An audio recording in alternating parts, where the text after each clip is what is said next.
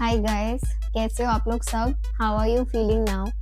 I know CAT is over and CAT 2025 most लोगों के लिए अच्छा नहीं था and it was a very unpredictable paper. It was very tough, much tougher than 2024. Variability थी across slots and काफ़ी लोगों को बहुत अनफेयर फील हो रहा है. They feel very frustrated. उनको लग रहा है उनका पूरा साल वेस्ट हो गया. इतनी उन्होंने मेहनत करी कैट को लेके, वो सब वेस्ट हो गई. And I run a poll and I was asking a lot of folks कि आपका एग्जाम कैसा गया, and all of them replied कि हमारा एग्जाम पैथेटिक गया, अच्छा नहीं था, इट वाज टेरिबल, पूरा साल बर्बाद किया. It was like a mockery.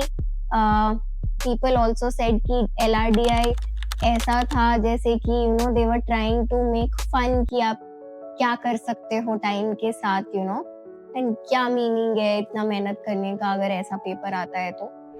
So today's video is on that. We'll just talk and I'll share some thoughts that I have. I saw a lot of coaching companies pages and their analysis also, and largely everybody is agreeing that CAT was very difficult this year and LRDI was extraordinarily difficult. 2024 जैसा paper नहीं था for sure. And for some people are saying that quant was very difficult for slot 3 and different things ki bahut sara theta questions the more than expected, and there are a lot of topics that are coming up and being discussed about CAT 2025. But what I wanted to say is that the exam is over now. अब CAT तो इस साल का जा चुका है. आपने जो एग्जाम में कर दिया सो कर दिया, राइट? अब हम no point crying over spilt milk. So let's see अब हम यहाँ से क्या कर सकते हैं, right? So I would categorize our conversation into two parts.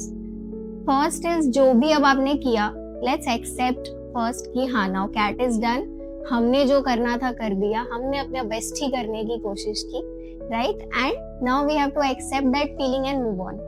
And now in the process of moving on, if you are somebody who feels that बहुत ही गंदा अटेम्प्ट हुआ, it was you could not give your best and आपने बस मतलब let go कर दिया, panic से overcome होके आप सेक्शन ठीक से नहीं कर पाए एंड आपको लगता है रियली आपका कैट बहुत खराब था, ठीक है, then you should definitely look at other exams.